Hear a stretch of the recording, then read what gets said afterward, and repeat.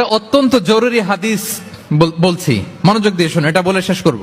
বিষ্ণু ইসলাম একবার সাহাবাদেরকে বলেন, আলা উখবিরুকুম বিআফদল মিন দারাজাতিস সিয়ামি ওয়াস সালাতি ওয়াস সাদাকা।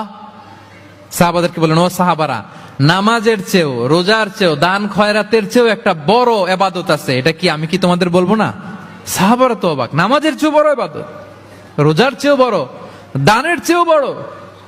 ক্বালু বালা ইয়া রাসূলুল্লাহ। সাহাবারা বললেন, অবশ্যই হে নবী, হ্যাঁ আপনি বলেন সেটা কি? বিষ্ণু ইসলাম বললেন, ইসলাহু যাতিল বাইন, বিবাদমান দুই গ্রুপকে মাঝখান দিয়ে যে মিলিয়ে দেয়া।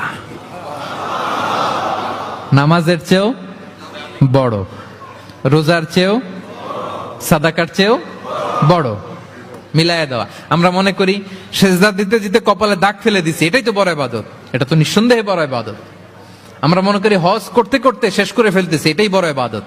জিকির করতে করতে আমরা দিনরাত এক করে ফেলতেছি, এগুলো তো নিঃসন্দেহে ইবাদত। কিন্তু দুই ভাই, বিবাদমান দুই গ্রুপের মধ্যে আপনি যদি মিলিয়ে দেন, এগুলো নফল রোজা, নফল দান, নফল সালাতের চেয়ে বেশি সওয়াবের কাজ। পড়েন সুবহানাল্লাহ।